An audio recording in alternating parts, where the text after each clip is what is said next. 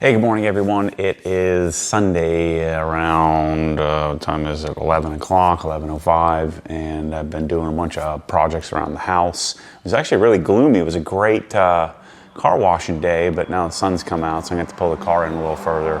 But the Tesla needs washed, the Bronco needs washed, the golf cart needs washed, and Michelle's Sequoia needs washed. Now I'm going to do a Sequoia wash and talk for the OG channel to bridge the gap. The Waba's last day was Friday, and then the new crew that I've hired, Wyatt and Alexis, they'll start sort of in like 2 weeks from now.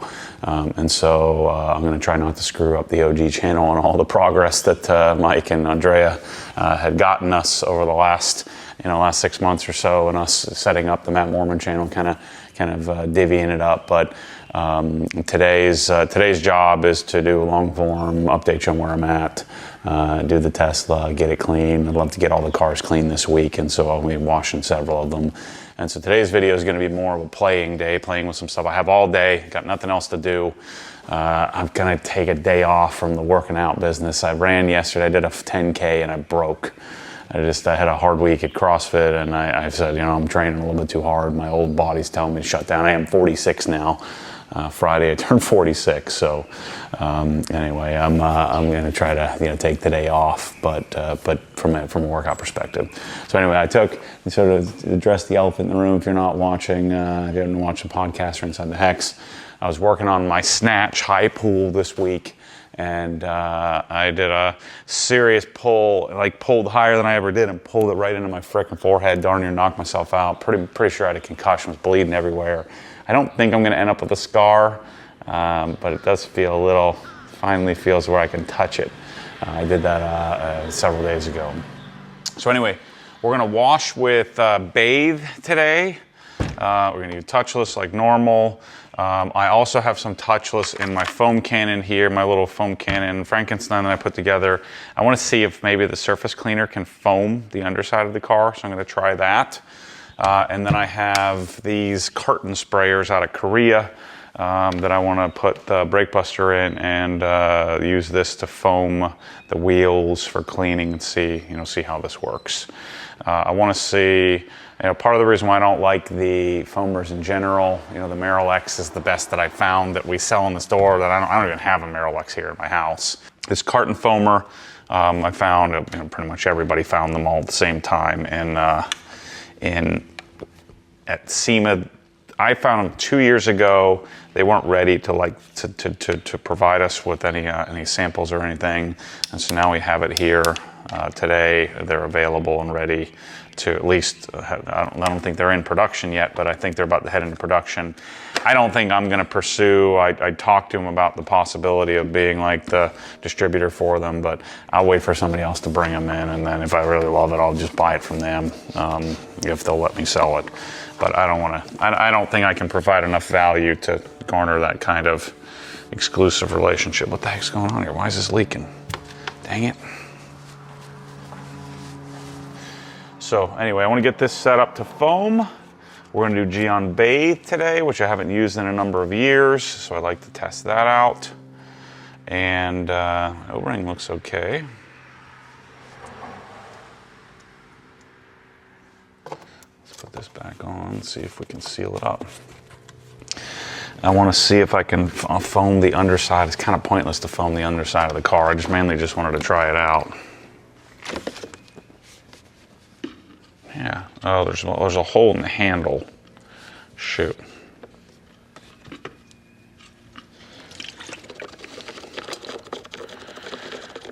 You don't want to get brake buster all over if you can help it. So the first thing I'd mention about the Cartons, I feel like they're a little too big. But as I was saying, the IKs and some of the other foamers, I don't want to have to jerk around trying to make this perfect dilution in order to get it to work right. I'm gonna wash my hands. I don't like this on my hands. So I'm not gonna fill this up all the way, but the way this thing works, there is this handle comes off like this. So this is like a little battery powered handle that they can use for different things. And then there's the push button here, and then you have a foaming nozzle. And there's different foaming tips. I'm not really sure which one is gonna work. So I'm gonna kind of play with this, and it's a 1/4 turn or like a 16th turn lock on. So it goes like that, nice and simple.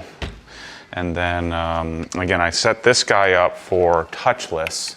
So we have, I have a 1/4 inch quick disconnect, and I bought this like straight thread. So I took the, the black nozzle off of this sucker, and then, kind of set this thing up to hopefully function for foaming.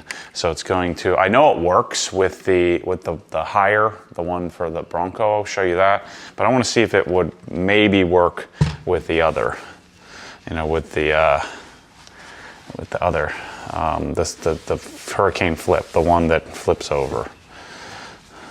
So I'll stop stumbling, I'll show you that in a little bit. We'll do that after we get the wheels clean. All right, so let me put this away. Gosh, I'm so in love with these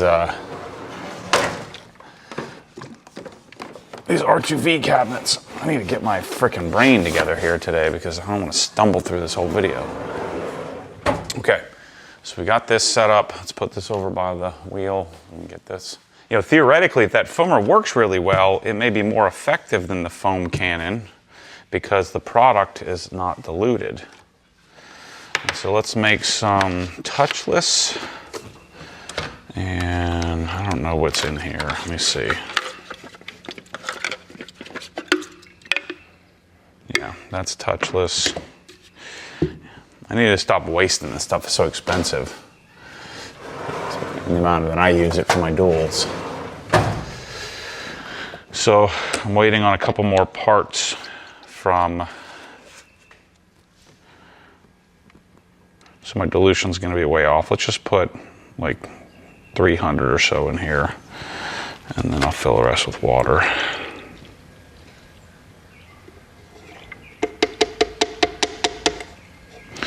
But I'll make some progress on getting all the parts and pieces I need to figure out the foam cannon use of the AR635. Some people are asking, say, well, the 635, I hear there's problems. Well, you're hearing wrong. There's nothing wrong with the pressure washer. There's something wrong with the foam cannons. The foam cannons don't work with it. And so we need to make a foam cannon function with it. You guys that haven't been around, you get to take this all for granted in that, we have this magical, pressure washing setup with quick disconnects and the right size orifices. Well, where do you think that came from? It came from frickin' yours truly, figuring that all out. Now, all the copycats get to just live vicariously through that. Well, when I started doing this, there was no support. You didn't know which end was up. Couldn't get any of this stuff, it didn't exist. Yeah, there's no scent added to Bathe, so I'm gonna do my normal 150. So those early adopters of the 635, I'm not done yet, but I like to make it available to people. Say, hey, if you want to buy it, here it is. But I've got to solve it. I've got to solve the problem. And so we're going to do that. And so if you're impatient, you're going to have to learn some patience because this is, I've had to be patient as crap as I try to figure this out. Let's get this filled up here. Cold water because it's nice out here today. It's freaking beautiful. Gosh, I love this time of year in Florida. It's awesome. Let's get this filled up.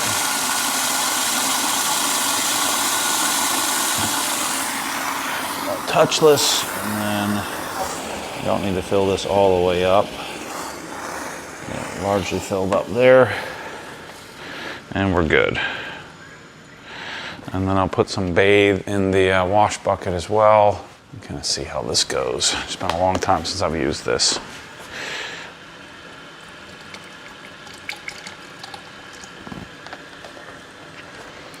It's been so long. Last time I used this, shoot. Don't do that. Last time I used this, they didn't have gallons, or 4 liters, whatever this is. Yeah, 4 liters.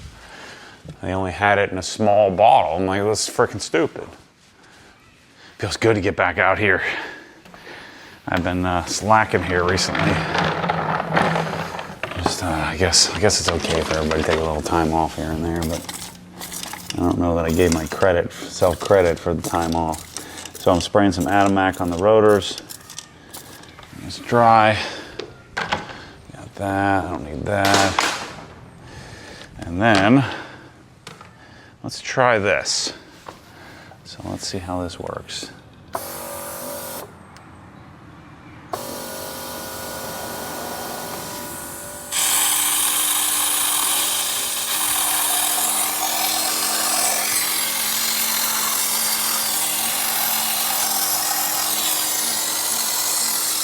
It's certainly foaming.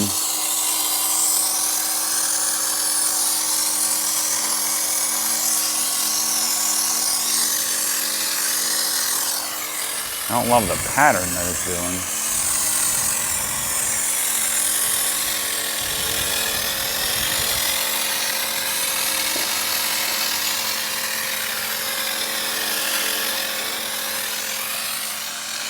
That nozzle's a little wonky. I think I'm going to swap the nozzle out. I've got some different sizes.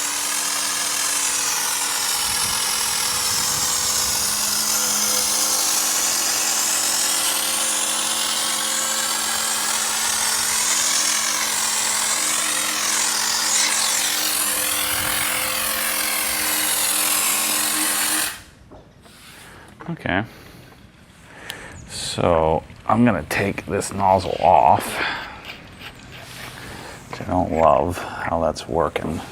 So we've got different foamer.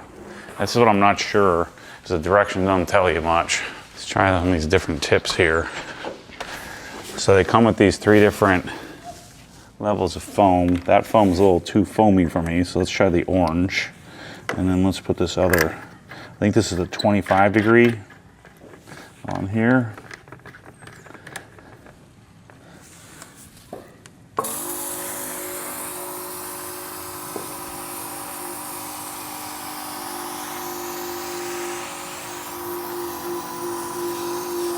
So that's not foaming as well.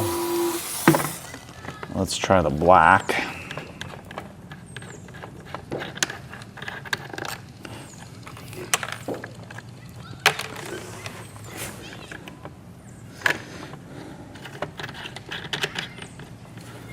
Gosh, getting brake buster all over my hands is not what I'm looking for.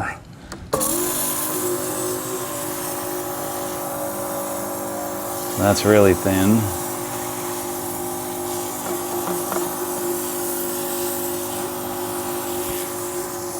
Anyway, let's clean this wheel and then we'll play with this on the back wheel. All right, let's get going here.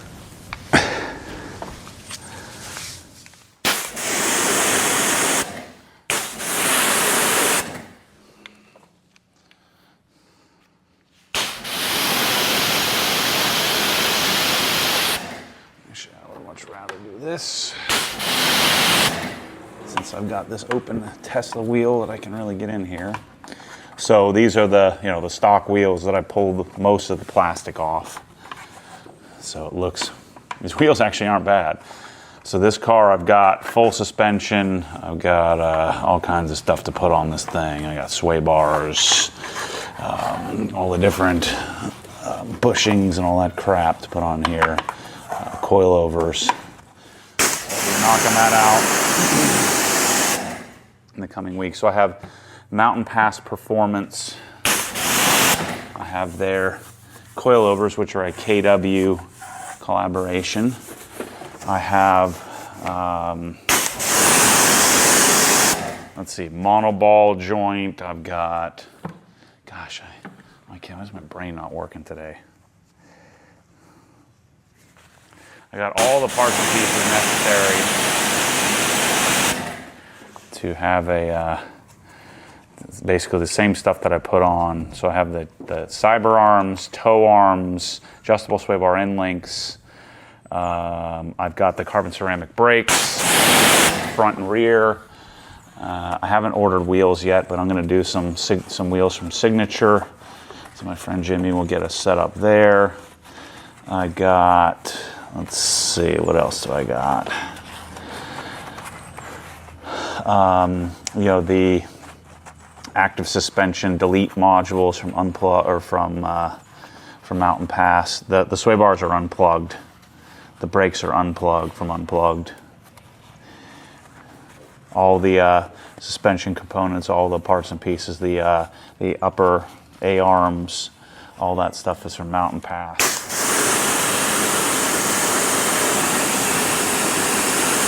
Rear lower control arms, cyber arms, everything, all the stuff. This is brake buster. So ideally, you don't want to let this sit that long. But I'm fumbling around trying to get this Carton sprayer figured out.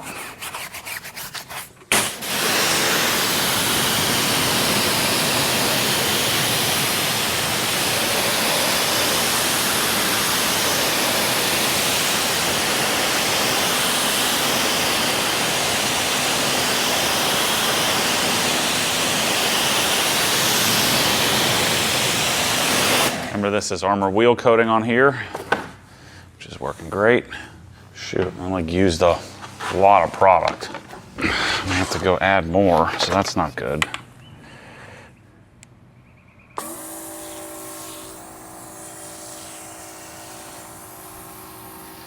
Yeah, it's like a little too dainty here. So this one isn't foaming as well. I feel like I've used a lot more product than I would in a traditional foam cannon. Battery's still good, so the batteries seem to be a decent. All right, let me go swap this again. Okay, let's play with these different pieces here. First thing I gotta do is add a bunch more product. I like this, it's got like a little grip thing here to put your fingers in on the bottle. Just take this thing off since this freaking gallon's jacked up. We're gonna waste a whole gallon of this stuff.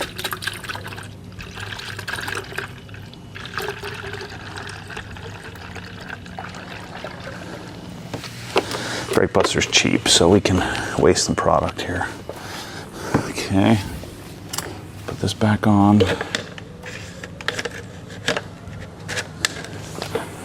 Turn that.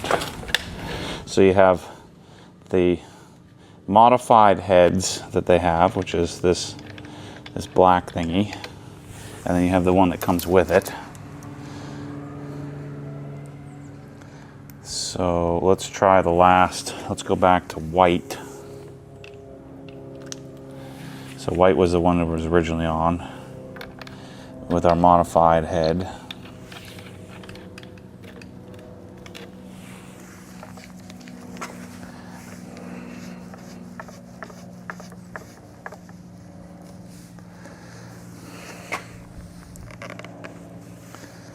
Okay, let's turn it back on. Uh-oh. There we go. Alright, so that doesn't work.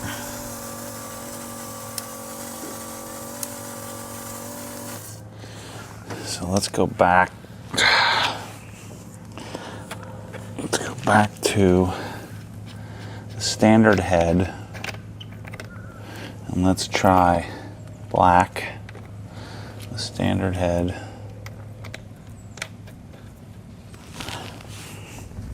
And if you have an alkaline product like Brake Buster, it's super slippery and slick.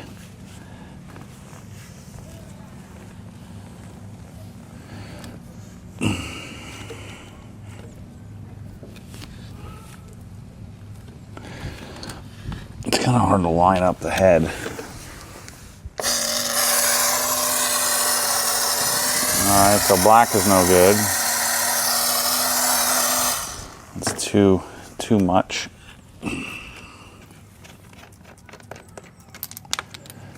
Let's try red.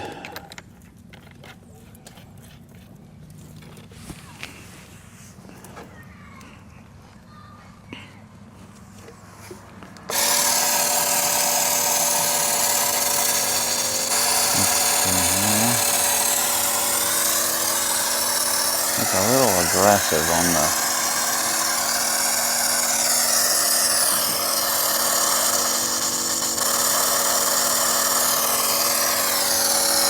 That's no good. I mean, the... let's go back to the original white. With the original stock tip, that gave us our best thus far. So that's the thing with these kind of foamers, is you have to jerk around with them to figure out which version's gonna...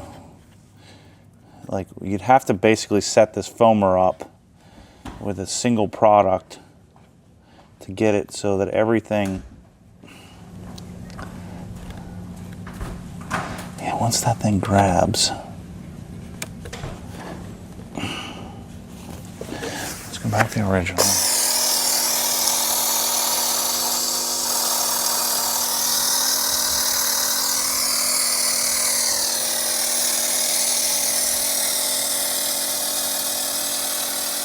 I just don't like how the pattern is like, it's at like 60 degrees.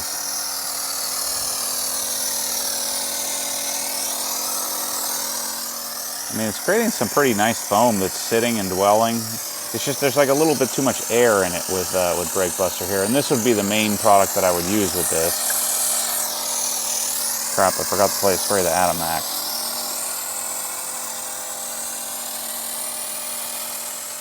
But it is, you know, it's rifling through product.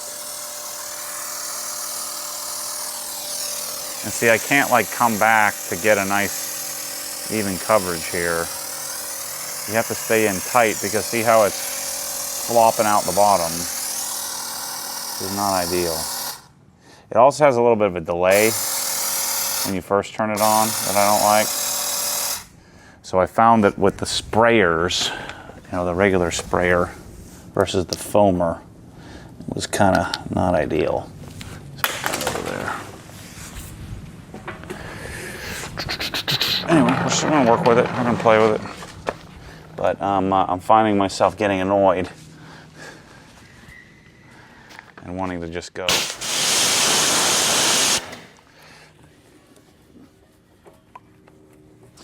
So yeah, the AR635, I'm making some progress. We're gonna get there. It's that pressure washer is essentially, it's like I think of it as like a 4-cylinder engine that is totally maximized. It's like F1 ready, and so we can't make little tweaks to the product. Like we don't have as much room to tweak the product, the aftermarket product, with it because it's, you know, it's pushing, it's driving, it's working as hard as it possibly can. And so you need to be careful with external stimuli because it's at the limit. And so I need to make sure that all the products we're using with it, the tips, so the orifice size that you're using, there's not as much variability or ability to use different sizes, so you need to make sure you're using the right size there. And it's not the pressure washer that's at the limit, it's the circuit that's at the limit. And so we're pushing that sucker. So, you know, if you want proven, just buy the 1322. If you want to be part of the proving, then you can buy the new one. You gotta be ready to do the work. Nice, we're back to overcast again. All right. Do that.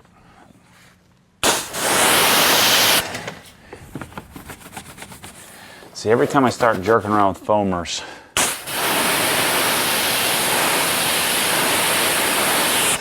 the story's always similar. You got to work for it. And, you know, some things I'm willing to work for, some things I'm not. I don't know how to define that for you other than, I don't know, just do. I either do or I don't want to deal with it.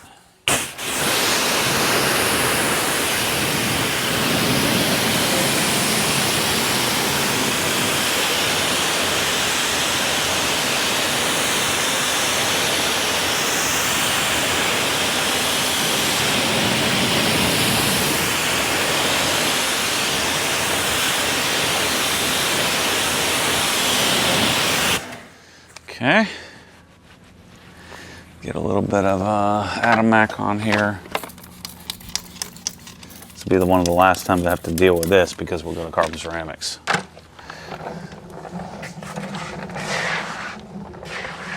All right, so to compare, let me show you the beauty of a foam cannon.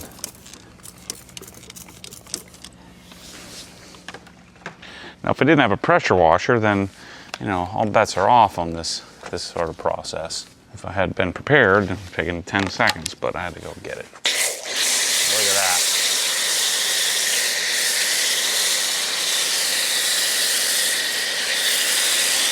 Now, my product isn't as concentrated because I just added a bunch of water to the equation, whereas the foamer's not using water to foam, it's just using the regular product.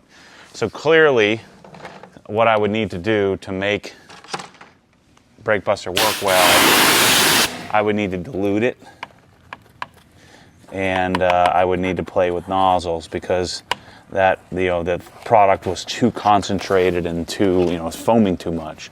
So I would need to do some work, just like IK, just like Merrill-X. You would need to go in and figure out what's the exact dilution of the product, and then is the product. I don't want to do that.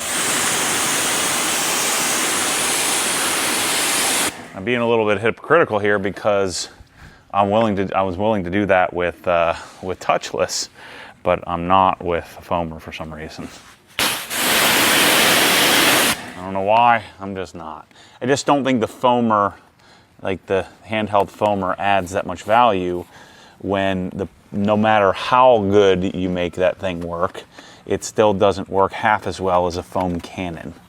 So, to me, the juice is not worth the squeeze. But I wanted to be sure. I want to see, well, maybe this thing is a remarkable product where it just automatically works without any additional effort. And that's not the case. And it makes sense. I don't think it makes the the foamer's not bad. It's just that's the nature of product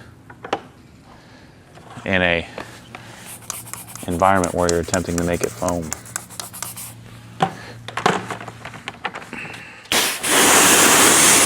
That's the effort it requires. Shoot, it's raining out here pretty heavy. It hasn't rained here in like a month.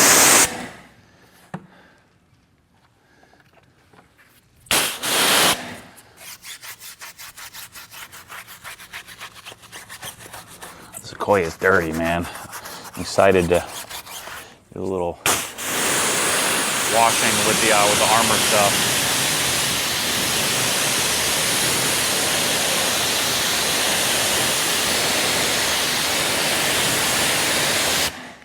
All right, let me get the camera. Yeah, you know, I think the moral of the story with with new products is I don't want the new product just for the new product. I want it to improve the process. I want it to make the process work better. I want to make the process more enjoyable. You know, I want there to be some sort of benefit, not just new for new. And that's, you know, a difference you've seen with me over the years is I'm less interested in new with most things and more interested in excellent.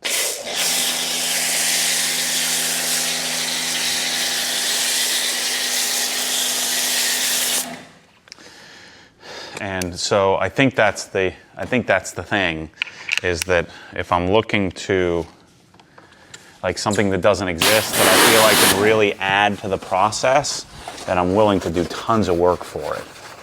But if it's something that I don't really feel like is lacking, and it just may add some incremental value, I'm less interested.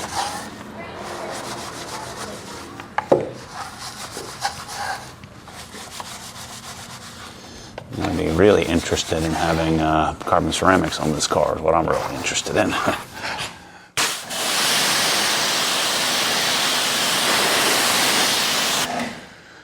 Okay, yeah, today I'm supposed to do I had planned to do 400 meters of burpee broad jumps. I woke up and just could barely get out of bed. I was so sore. So I was like, well, maybe I better do the right thing, and it's okay to not do everything you set out to do every single day. At least that's what I'm telling myself right now. I'll probably end up doing it anyway.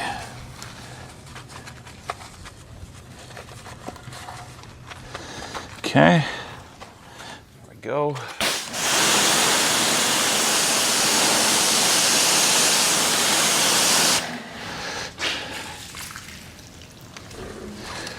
Finish up the tires here. Gotta get rid of these terrible tires. Some of these Pirelli something or others. That's the main reason to get some new wheels and get rid of these crappy tires. Luckily I got my own mounting and balancing machines. Okay.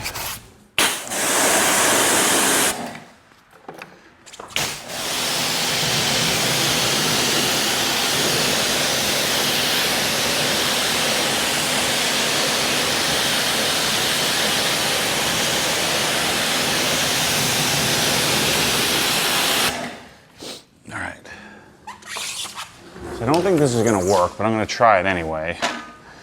And so I'm going to try my foam cannon. I don't really need to foam the underside of this car because it's all flat, but we're just going to test it out here. So I don't think these nozzles are going to open up the flow enough. You know, this is the surface cleaner. I actually just use this to clean the rug outside. Or they like the rug that comes into the house. And so I've had it out, I've been thinking about it. It does work.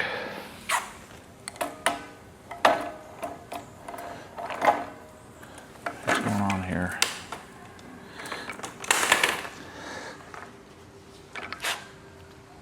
So it's kind of gotten turned. So it does work with the one for the Bronco, you know, the non-flip. So the other one that I have that cleans the underside of the car better is designed for cleaning the underside of a taller vehicle. All right, so we got this. So I am going to solve this, but I want to do it simply as possible. It's on the long-term solve, but I wondered if I could just kind of cobble this together and make it work. All right, so we got foam cannon in line with some touchless, and then I just don't think those nozzles are going to open up enough to cause the venturi to kick in here to create some foam, but we're going to try it. So I know it's certainly not going to create some great foam, but will it create some is the question. And then can I even see it if it is?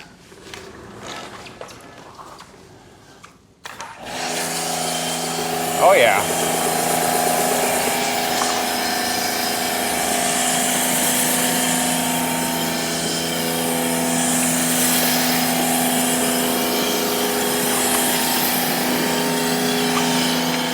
Shoot, it's leaking.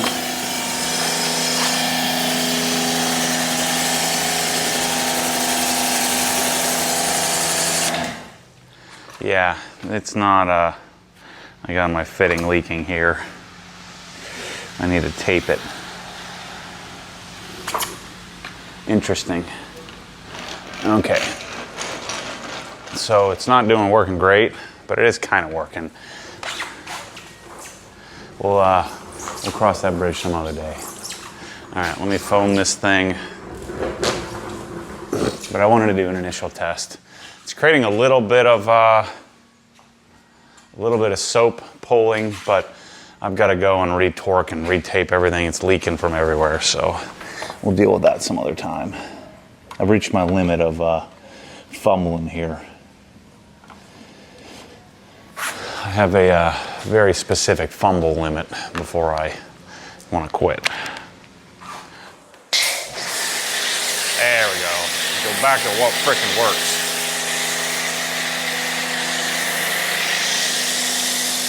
Touchless on a Rio's foam cannon with a couple of Krenzlers is where the magic is at.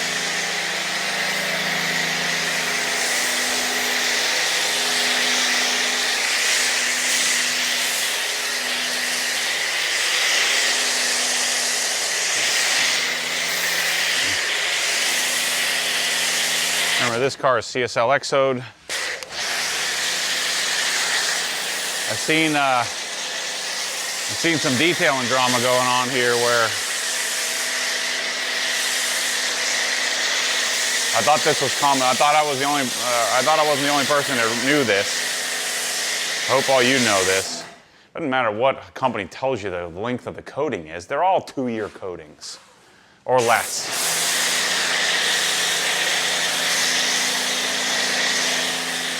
All coatings last a couple of years. That's it. That's all you get.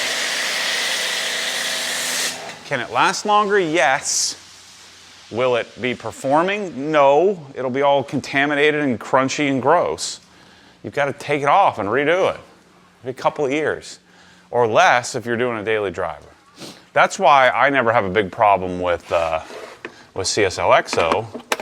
It's a short-term, technically consumer grade coating, not that there's really any difference. And it just protects the surface, looks nice and shiny. You wash it once a week or once every other week, and you end up with a nice result. And then once, if I was daily driving this once a year, I would polish it off and start over. That's the way to go. And so talking about, like CarPro talking about a coating being whatever, 6 years or 5 years is nonsense. And so you have the coating and you put it on the car and you maintain it, and the whole deconic and all that stuff doesn't really work very well because then you start scratching it up. It's allergy season here in Florida. Pollen starting, oak pollen. It just gets me.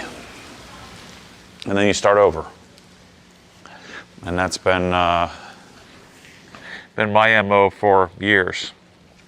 Then you have some extenuating circumstances like, I got this limestone plant here, which I think is nuking my whole world here. So we end up with, coating doesn't even last a year. You got to polish off and redo it. All right, let's give it a quick rinse.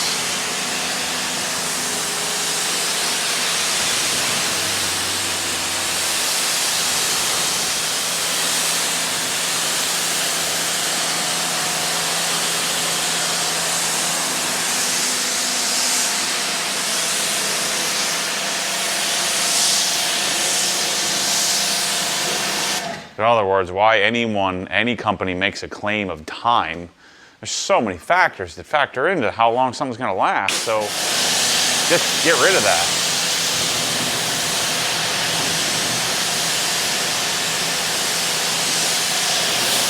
I hate that whole claim. It's so dumb.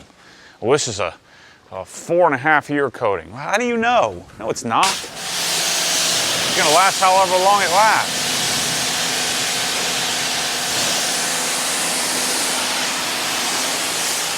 This is a 10-year PPF. No, it's not. Not if you're using it. Yeah, if it's my M3 and sitting in the garage, sure. Even then, I probably wouldn't want to leave it on for 10 years because I don't want it getting freaking stuck on there forever. I mean, gosh, it seems so simple to me, but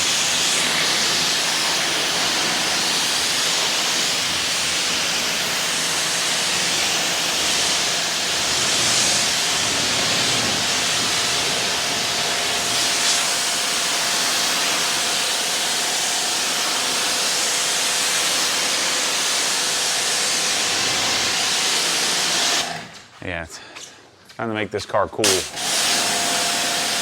Putting all the modifications on it.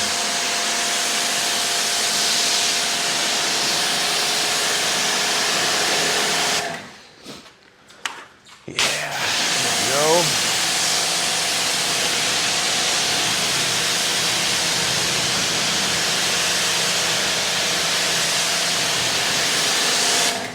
this thing in a few more feet. And I've had companies tell me, well, Matt, you know, it's the industry standard. That's how they do it. They say the time that the coating lasts. I said, well, I don't give a crap. When the industry's run by a bunch of freaking dum-dums, why would we want to copy stupid?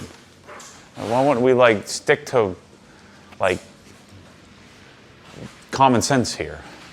If you feel like you need to put it on the label, say, well, I think this might last a couple of years under these conditions. So that could be the scale. All right, daily driven, harsh conditions, winter conditions, 1 year.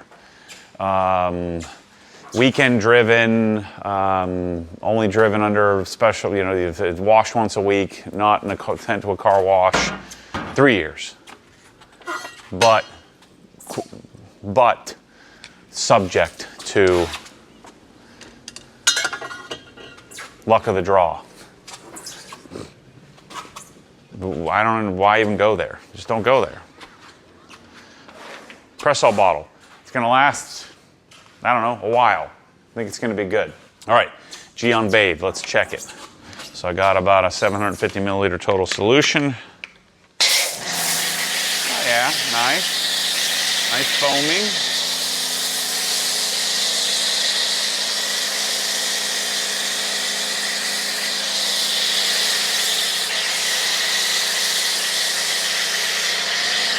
But I can already tell, I know I haven't touched it yet, but it's probably not as good as the sample that Bradley sent me.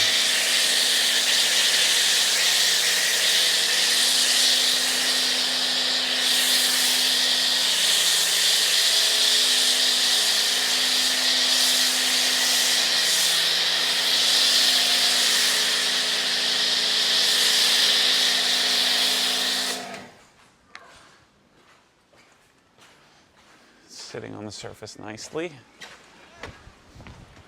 Oh, shoot.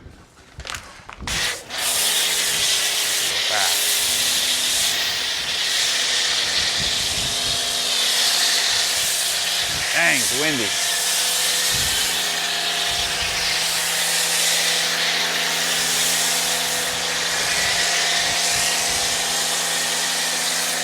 Like a bona fide storm going on out here. Gosh, I got freaking soap everywhere. Dang it. So windy. All right.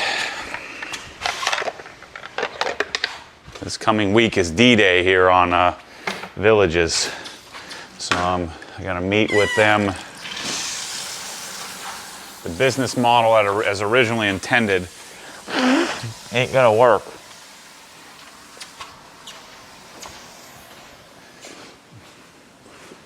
So the way that I'm structuring it is going to be quite a bit different. Let's just get a bucket set up here. Oh, man, my brain is not working today. Am I out of practice on my wash and talking? Clearly. Just got soap everywhere again.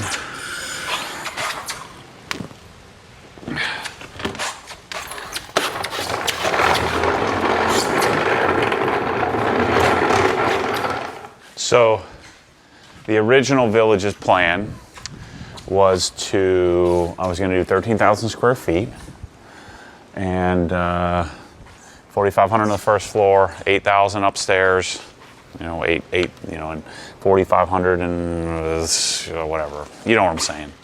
So it's 13,110 square feet. And we started running the numbers on, you know, the way that the rent is calculated and what we think we need for staffing and all that stuff. And my original plan was to have, you know, several designers on location, on staff, sitting there, ready. And have it be sort of like its own entity. Yeah, this Gyeon Bathe sucks in the bucket. I can already. Yeah, this is not it. GSF is way better. It's reasonably slick, but it's GSF is better. This what did I put on here? Was this Exodus? I think it was Exodus. Actually doing really well. That looks pretty good. So I was gonna have designers. What's up, bros? You guys are trapped inside, it's raining. On staff, then I'd have, you know, people greeter types, people who would tour around and kind of show and set up the designers. But the combination of the rent and then the carrying cost of the payroll, I would lose money based on our projections until like year 8. And that's not a good business proposition. So in order to make it work, what I'm gonna have to do is do first floor only, which is, you know, managing the cost of the rent. And then we're gonna set it up much like what I do here, in that what I do is I show you how cool my garage is on YouTube, and it becomes a funnel for you to then go to obsessedgarage.com and then go to design, and then you get into the really awesome queue, that's an awesome experience with Chris and team. And you get set up with a designer, and then we go through the process of getting you dialed, you know, drawing it for you and figuring out what you need, what do you want, you know, qualifying you, going through that whole process. It's an awesome experience. And so it dawned on me, well, why do I need to have the designers? I already have the design team. I don't need to have them sitting there, because people aren't going to want to sit there all day anyway, because this process can take a while. You know, it can take several days and different iterations. So why don't I just have the Village's showroom be a funnel, a marketing funnel for a design team, and then we get them in the queue. The added difference is that then we need to schedule it and install it. Yeah, this is terrible in the bucket. So this soap is a no-go. It's what I remember it being, just okay. I can toss that in the trash. So getting the smaller footprint combined with the lower payroll cost makes the math then works. The question is, are they going to let me do it that way? Because I need a couple of other concessions to make it work, you know, monetarily. And so I'm going to meet with them this week, and we're going to find out, is this something they're interested in doing? And if not, what I will do is we're going to still do the same thing. We're going to market here locally, and we'll have people come to HQ. We'll use my house and HQ, and this is probably the smarter business model anyway. And we'll use the local advertising. So we'll spend whatever money I was spending on rent on advertising, and we'll send people to HQ instead.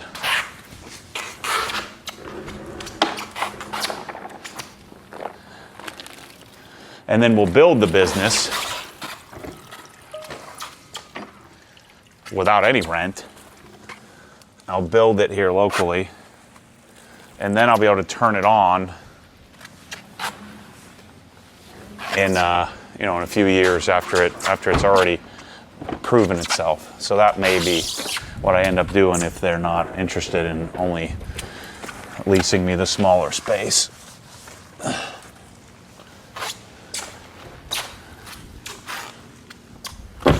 Either way is fine.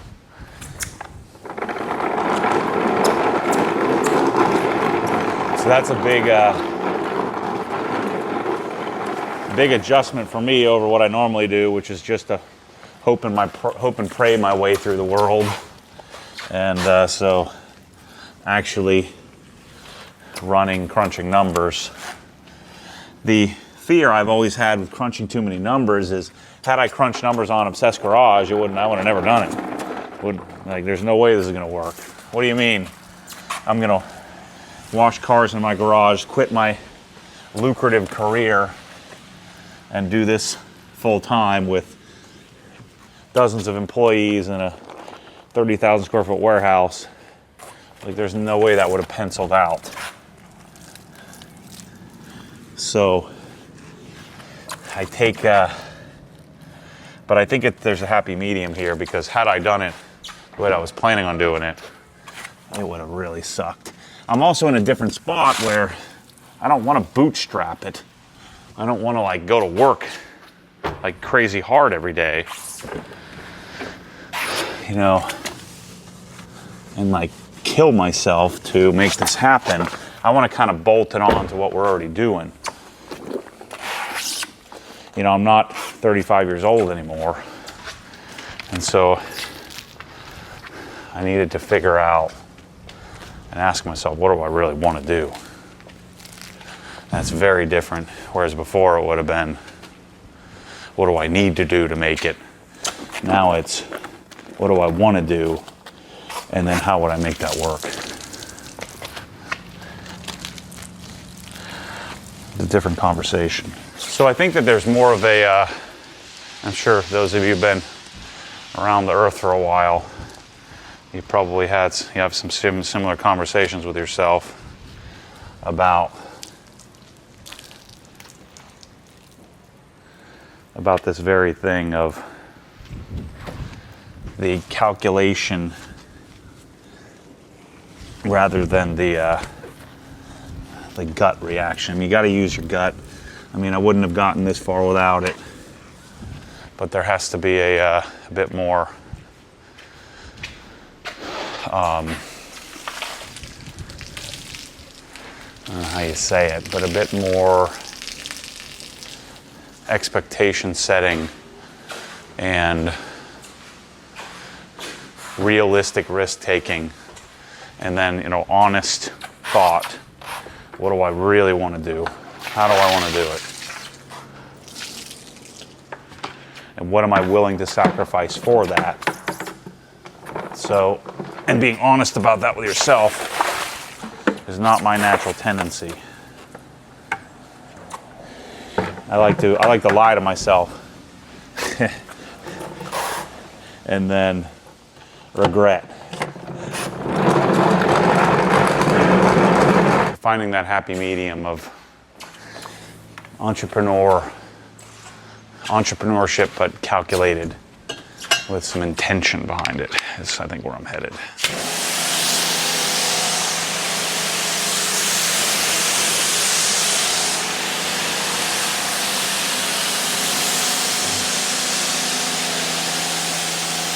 So the experience would be, you walk in, we have all the cool stuff. We'll need like 6 or 7 employees there that really like it too, and they know the story. And they give you a tour, a detailed tour, with the intention, the goal, to get you into the queue to then go and work with a designer. And they gather some information, you know, what model do you have, you know, what square footage is your house, you know, the details, the basic details. Gather as much information as people are willing to give us. Then from there, then you get contacted by our design team. Hopefully, if we're really efficient during the day in real time, you know, you get home and you get a call, and then we take you through the same process that we do with our national folks. And then if they want to, they can go up to HQ. So if they want to go sit down with someone, they'll be able to go sit in our conference room and go through the process. And so that way I can leverage the assets I already have, the training, the team. We can add to the team as needed. So that way I'm not trying to train an entire staff. I'm only training the people greeters, the people that are, you know, walking people through the store. Make sure that they're educated enough, they know enough to answer the questions that you might have when you walk in.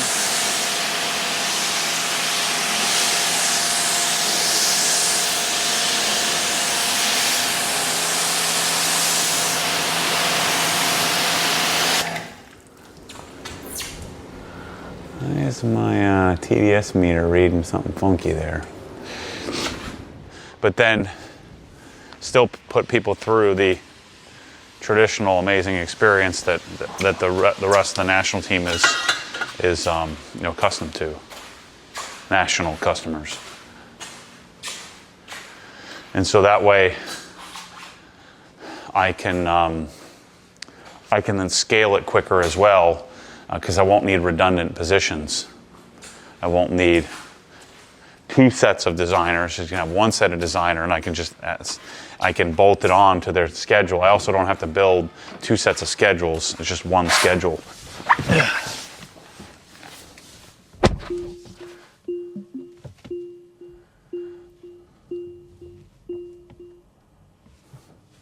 Okay, now that's all put away. One thing I will mention, I'm going to put the AR635 in here. I want to test it out. So I need to sell my dual Krenza. So as you see it, my prototype version, I need to sell this to somebody.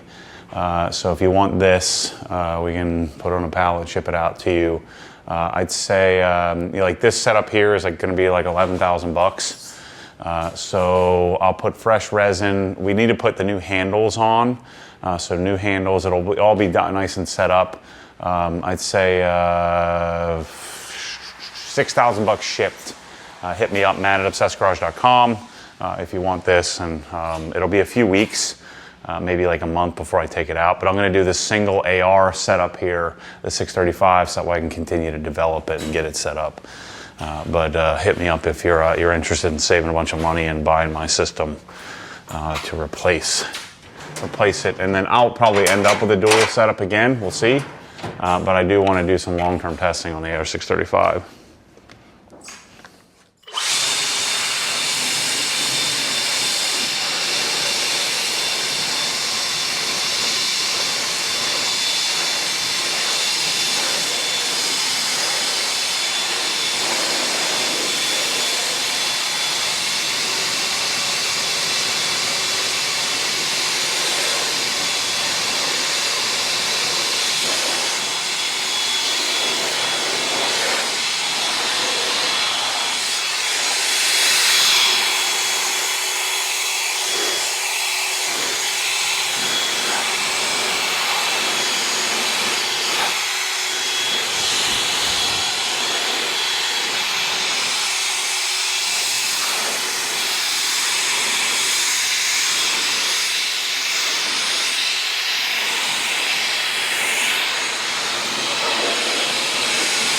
All right, I got everything put away and cleaned up. Now I can dry and talk to you without thinking about it. I like that way of being. So we've got drying aid here.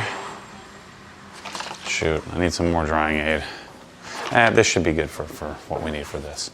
So if you remind me, I think I did Exodus on the windshield. If I did, it's performing really well. I really like it. And then I have CSL EXO on the rest of the glass. Now, in fairness, this car hasn't been out very much. But anyway, to wrap up the villages, I'm gonna. I think we're gonna get it done. I'm gonna do it one form or fashion, but it's evolved, and I'm attempting to learn how to do business in a smart way rather than a forced way. And I think that's going to really help me psychologically, help me and the whole business in general, also help all the people who work for me psychologically, and we're going to be in really good shape. So the future is very bright, and hopefully that future involves me driving all these cars around all over the place, which would be awesome. But the experience, the customer experience, I think is going to be awesome. And it's going to evolve, and I'm going to adjust as necessary. What I don't want to do is have to, shut the business down because it's not doing well, and I don't want to mess around with. I'm going to have a long-term lease here, and so I don't want to be in dire straits here. So I'm going to have to figure out what's the most efficient way to do that. And so I have a initial meeting. The good news is that we're ready to go. So as soon as we do get a yes, I'm going to have to pay, if let's say we don't do it, I'm going to have to pay for the plans. But we have, we're like ready to submit for permitting and all that stuff here, like right in the next couple of weeks, which is going to be great. We know what to do, when to do it. And so the disadvantage of it taking so long to get through this process, I was feeling kind of bad, but like I didn't know what questions to even ask in the beginning. Now I know. And so we had to go through this process to figure out what is the business and how is it going to function? How can we make it successful? And even then, there's still quite a bit of risk. So there should be some substantial reward because there's still going to be a pretty substantial amount of risk. Just a lot less risk than going into it blind, which is great. You know what's weird? I've been reading a lot of books lately. So I haven't read a book in 20 years. I'm just not a reader, but my friend Ken had connected me to his psychiatrist who changed his life, and so I'm going through this curriculum that he has, and so he had made a suggestion of this one book, and I forget what the book is called. It's from Dr. Caroline Weeks, having to do with phobias and anxiety, and what's starting to happen is I'm becoming sort of agoraphobic, and then I don't want to go anywhere or do anything because I'm panicking everywhere I go, and so the world is kind of closing in on me. I'm good and comfortable here and at HQ, but if I go to Ryan's football game or Kate's volleyball game, I'm having a meltdown, panic, and so then I don't want to go because then I feel terrible. So I've got to fix that. And so my friend Ken, set me up with his guy, and one of the homework assignments was to read this one book. I read it in like a day and a half. Just couldn't put it down. And then Rick, my coach, wanted to get a point across to me, and so he had me read Eric Trump's book. Mainly, the message was that you think you're dealing with chaos, you don't know squat, buddy. Here's what that family has had to deal with chaotic wise is insane, and how they've managed and how he's dealt with it. And so then that led me to read The Art of the Deal, and then that led me into, now I'm reading Ray Dalio's Principles book, and now I'm looking for more stuff to read. While I'm also listening to, I'm almost finished with Matthew McConaughey's Green Lights. So I've just been paying attention lately to any kind of book suggestion. So I've been starting to make a list. Maybe put in the comments, what books, now remember, I haven't read anything. So you can go back to beginning of time. And what books should I read? I don't like fiction. If I'll read, I want to read something that is, has some value. I'm not reading for entertainment as much as I'm reading for the entertainment of pursuit of knowledge. So, what books do you suggest that you've read here, either recently or at any point? Would you suggest I take a look at? Put it in the comments, because I kind of like it. Maybe watch a little less TV and spend a little more time reading and become a Renaissance man here.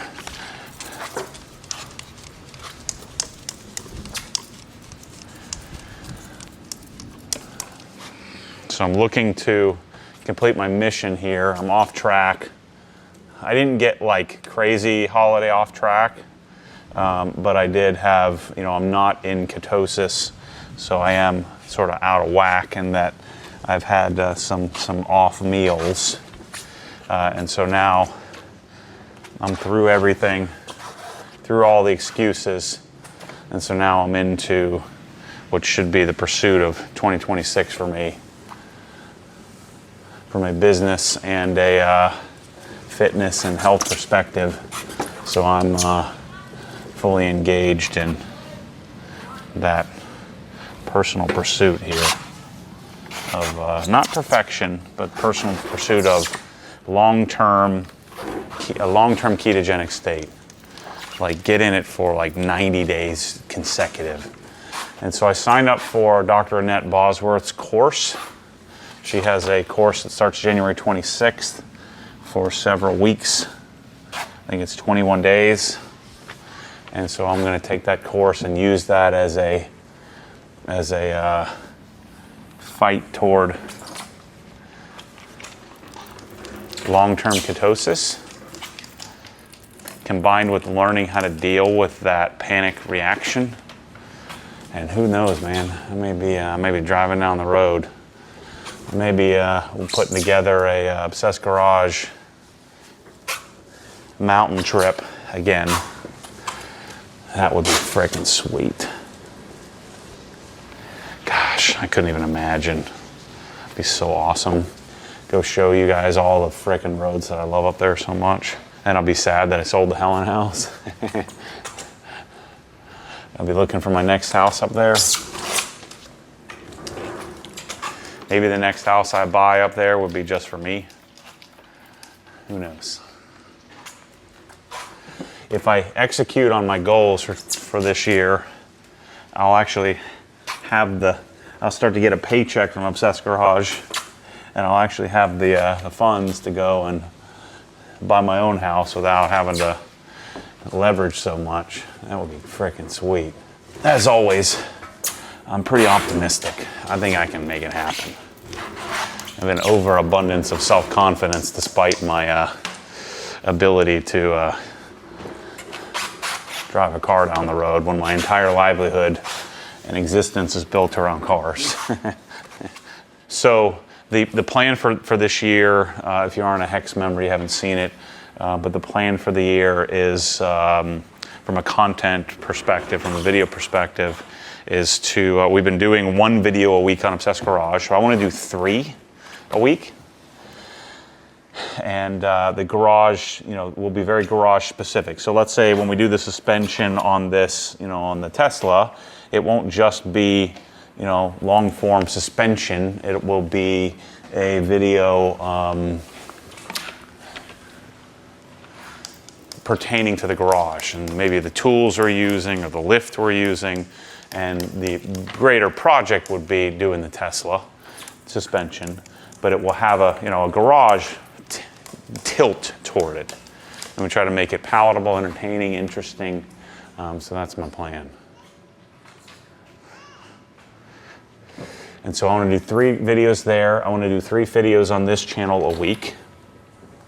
I want to do 2 videos on Inside the Hex every week. So 1 Hex cast and 1 Hex vlog, combined with some other interesting ideas. And what we're going to do, until I go out and garner some sponsorship from some of my vendors, I'm going to do heavy mid-roll and promotion, cross-promotion of the Inside the Hex across these platforms, plus cross-promotion of Matt Mormon on OG and vice versa, and try to grow that substantially. If I do that, I'm going to be able to, I think, invest back in it pretty heavily. And so I hired Wyatt, who starts on the 19th, and I think Alexis starts on the 19th as well. So they're going to fill the Wabash shoes as best they can. And I'm going to chase, hitting these. It's not about making content to make content. I already know what I want to, I already have all these ideas. I just need to get it executed. And it's hard. I need to execute. And so then we're also going to activate the OG Shorts channel. OG Shorts channel will become Obsessed Garage How To. So I want to do at least a couple of videos a week there. And then really nail X, TikTok Shop, Instagram, Instagram and Facebook shopping. And then what I want to do is I want to take the videos from the OG channel and the Matt Mormon channel, and I want to make them 5-minute versions, and we'll probably do that selectively from the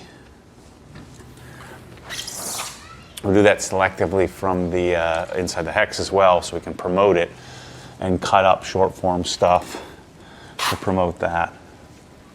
And so the first quarter here is going to be focused on the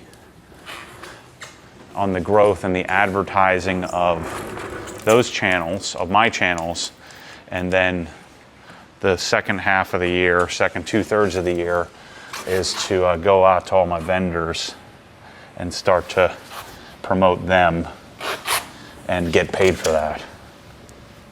So like go to Mosmatic, go to MTM, go to, you know, all the vendors.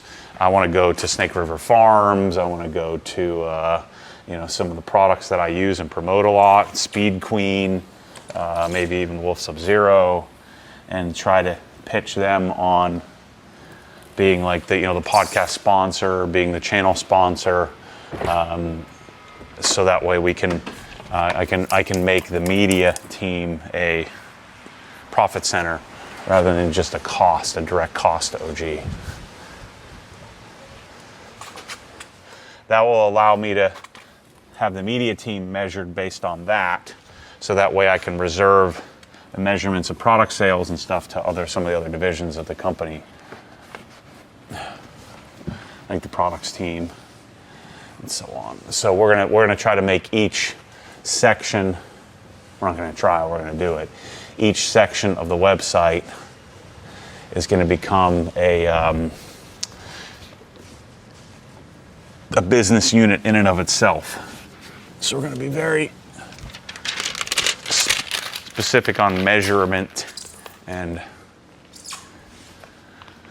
creating an incentive structure for each person that owns, you know, different areas of the website. I think it's going to be a really good year. This is that, I've been talking about this a lot for the last several years, this transition from a basic company just operating to becoming an organization with structure and strategic vision for the future. And so I've eliminated a bunch of different distractions, which I really liked and could be really lucrative. So I've eliminated the direct Canada distribution. We're going to convert that to a wholesale relationship. I have a call with Carzilla this weekend, or this week. I have a call with those guys to talk to them about taking over and us just selling stuff to them in a wholesale type relationship,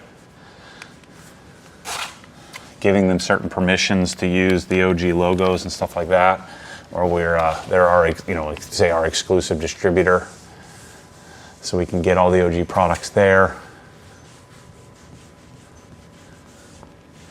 but not have to carry all the weight of inventory management and all that. It's just a cleaner, simpler relationship. Now, I won't get as much, so my percentage of ownership falls. Like, I'm not going to get as much, but I also haven't been able to execute on it, and so I've been kind of holding on, and getting 100% of nothing. So wouldn't it be better to get 20% of something, 20% of a bunch? Or maybe, you know, whatever, 15%. What the heck is AGI anyway? And where's that thing? Oh, there we go.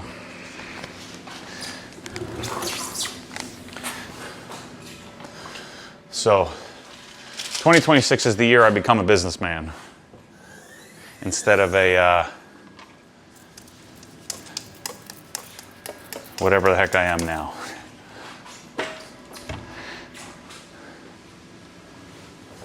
Let's say 2026 is the year I become the CEO.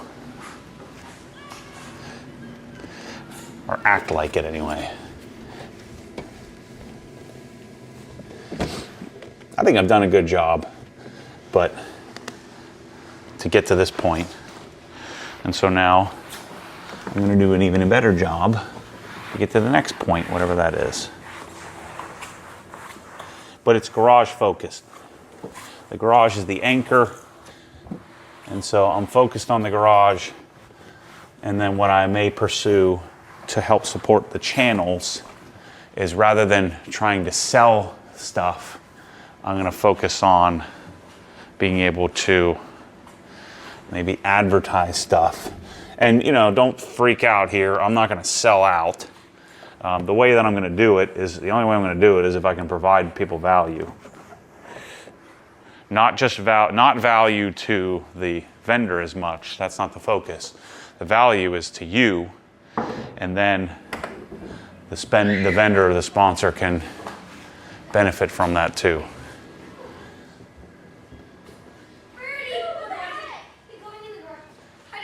Where's your helmet? I was going home. I'll see you.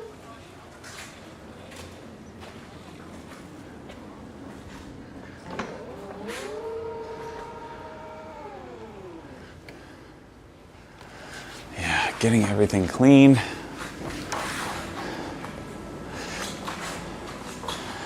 Having my car nice and clean makes me feel good. Makes me feel really good.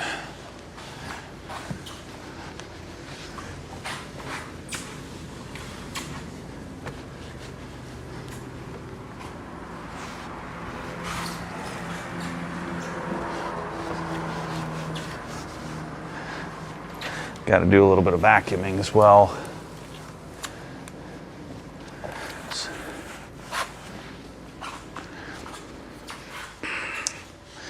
Let's see, what else do I got for you?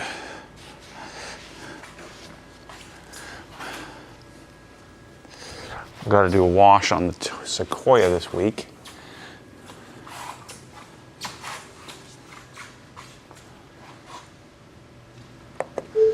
For the OG channel.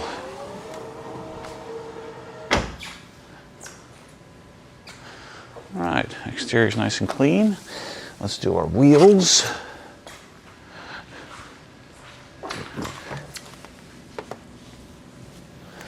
Move this thing over and put it in a position.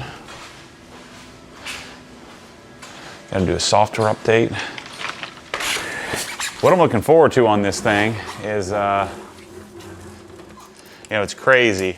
I know this isn't going to make sense to you, but I could sit in the passenger seat. I just can't sit in the driver's seat. And so pretty soon, I would think that you're going to be able to just sit in the back seat of your car and have it drive you wherever you want it to go. I know it sounds ridiculous that I'd be able to do that, but not be able to sit in the driver's seat while it's doing the same thing. But, you know, if this was rational, I wouldn't have the problem.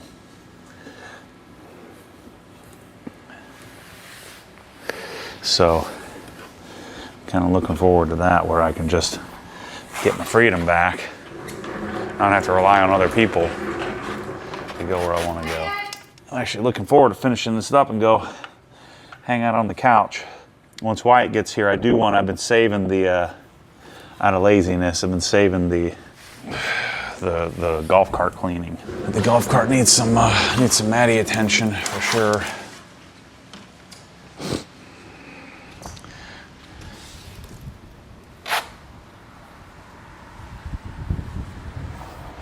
So the other thing we've been thinking about, Matt Rutledge came up with this idea, which I like, is to create a car channel that, you know how, you know, there's Tavarish and Matt Armstrong, and you got all these guys that they do their thing where they, you know, they're sort of getting the car and, you know, getting the wrecked car and then making it great, and that has a really, you know, really significant broad appeal to it. My style has always been get a perfect car, or get a car as close to perfect as I can get it, and then try to chase it and making it excellent. You know, because those guys never get the cars. I mean, I know you think, you know, they look good from 20 feet away, but the vast majority of the cars that those guys are doing, they have a different barometer, a different acceptance factor for, you know, what's good enough than I do. and they're very fortunate to not have what I have. You know, they can drive cars, I can't. So, but I think it would be really cool because I love the project, man. I mean, I'm not even excited for this car as much as I'm excited to go put the suspension on and do all the stuff that I'm going to do to it and make it cool. And then once that's done, I'm kind of done with it. And so making a channel that's focused on that, I think it'd be really sick. And then we would go out and partner with FCP Euro and partner with, I don't know, whoever wanted to, turn 14 and go out and chase a model where we build an amazing car with a goal to sell it at the end or move on from it at the end, and you know, and make that a profitable entity, you know, with the main goal to promote, you know, products, Obsessed Garage products, and design services. I think that could be really sick, and I think people would really like that, and make it real cinematic, and make it entertaining as much as I can make it entertaining. So that is something that's more like a 2027 project once we get all my goals checked off for this year. And so I'm going to pursue that possibly later this year, early next year.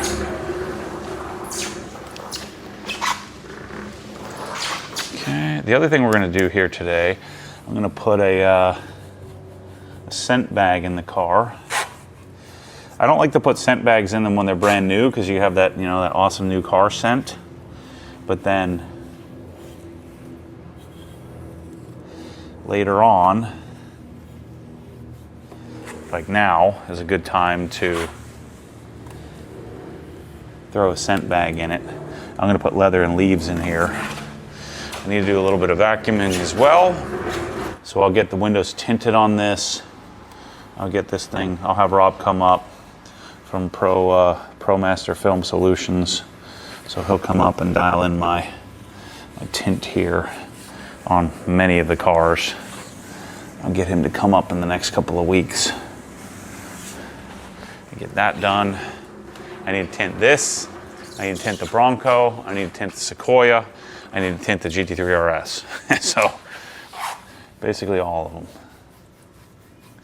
I'm going to start the GT3 RS here soon and then decide, you know, depending on what the paint looks like underneath it, whether I keep it or not. Same thing with the GT4 RS. I don't plan on getting rid of anything, but everything's kind of on the sort of for sale. Okay, that's done. Let's do a quick little vacuuming. A little superficial wipe down. Just got a little bit of, I don't know if I'm gonna take the floor mats out. I gotta order some floor mats for this because the factory ones are really bad. Just a terrible quality. Once I get OG's profitability really dialed, and then I actually can buy things whenever I want, I would really like to transition this to a Model S. I really like that. So I have the Co-Spec. This thing is really nice to have, the microfiber thingy that you can take off the wash. But we have these in the store. I don't know if they're back in stock, but they're in and out of stock. But it's really nice to have for your OG vacuum solution. All right, that's all I need. Real simple. And my setup is pretty simple here in that I got the hose reel. I have the little switch inside. And I've got I got all this stuff right here. Nice and organized.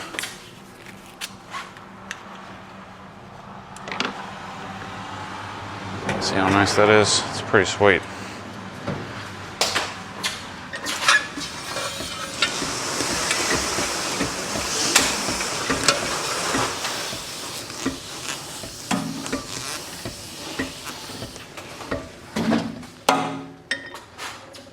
I like how easy that is.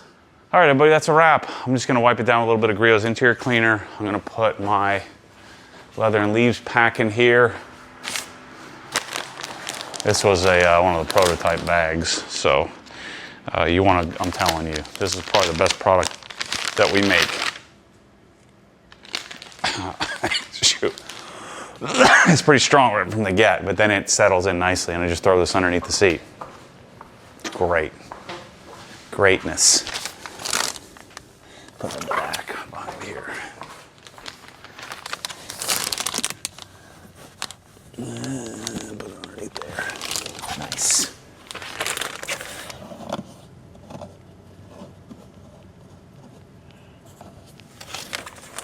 All right, everyone, thanks for watching. Make sure to go check out the Sequoia video I'm going to put up, and we'll keep marching forward together. You stick with me, I'll keep showing you what I'm doing. Actually, even if you don't stick with me, I'll probably still show you. Anyway, thanks for watching. As always, stay tuned for more crazy. It's going to be a fun garage-focused year for me. The thing that really clicked with me the other day, I was calibrating my and jamming out in the garage on my, my crazy Core 59 system in the garage, and the guys were kind of taking out the home theater stuff, and I saw some emails of the inventory coming back on the stuff from Canada. It just feels right. I feel like I'm on the right path. So I'm glad you're here with me. Let's keep rolling. I do have a doggy door that we're trying to train Chase how to use. Cut a hole in my frickin' garage. We'll see how that goes. Anyway, Tesla's dialed. Thanks for watching. See ya a bunch.